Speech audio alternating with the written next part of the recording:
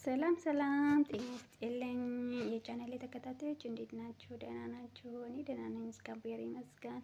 እንደኔ ሰላም ልትሆኑ እንደኔ ሰላም ያለበት ሰላም ልትሆኑ ባለሙሉ ተስፋ ነኝ። የቻናሌ አዲስ የሆናችሁ ሰብስክራይብ በማድረግ አዲስ የሆናችሁ ደግሞ ላይክ ኮሜንት በማድረግ እንድታደርጉልኝ ትህትና እጠይቃለሁ። ዛሬ ይዘላችሁ የመጣሁት ደግሞ ጽሑፍ ነው። እንደ ሁል ጊዜ ጽሑፍ ነው እና ርዕሱ ምን ይላል? ቅናትን ማስወገድ ይላል። አሁን ቅናት እንዴት አድርገን ማስወገድ እንደምንችል እናያለን ማለት ነው። በብዙ ሳይሆን በትንሹ ከእናንተ አውቄ ሳይሆን እኔ በቃ ለኔ የመሰለው ሰው የመሰለው ነው የሚያማራ እና ከመጀመሪያ እስከ መጨረሻ እንድትከታተሉኝ በትህትና እጠይቃለሁ። ርዕሱ ቅናት ማስወገድ ይላል። ክፍተት እንዲፈጠር ምክንያት የሚሆኑ ነገሮች እንደ ቅናትና ጥርጣሬ ያሉ ነገሮችን ማስወገድ አስፈላጊ ነው።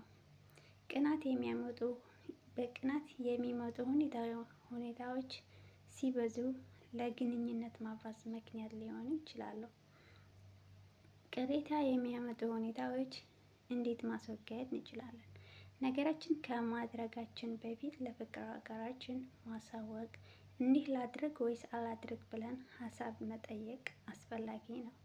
ለምሳሌ ዛሬ ማታ ከጓደኛቼ ጋር ወደ ጭፈራ ቤት ሊሄድ አስበናል ብለሽ ቀድመሽ ማሳወቅ። ወደ ክለብ ልሂድ ወይስ ልቅር ብለን መጠየቅ ይኖርብናል። ሩቅ ያለ ሰው ሊጠረጥርና ሊቀና ይችላል። ይህ ግምት ውስጥ በማስገባት ፍቅረኛሞችን እንዳይሰጉ ማድረግ አስፈላጊ ነው።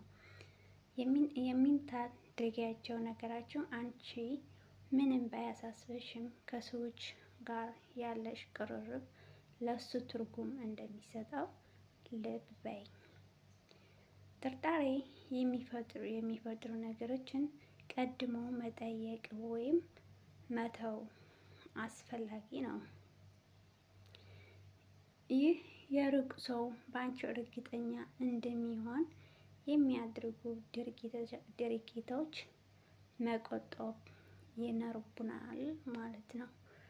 ለምሳሌ እኛ ማለት ነው ለእኛ ሴቶች ነው ለእኔ ለአንቺ አሁን እኛ በብዛታችን አሁን ባላችን ወይም ሌላ ሀገር እኛም ሌላ ሀገር እንኖራለን ማለት ነው።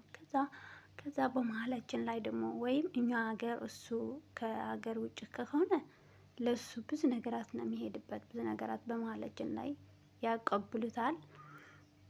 በተመሳሳይ ደግሞ እኛ ከሀገር ውጭ ከሆነን ደግሞ ለሱ ብዙ ነገራት ነው የሚያቀብሉት።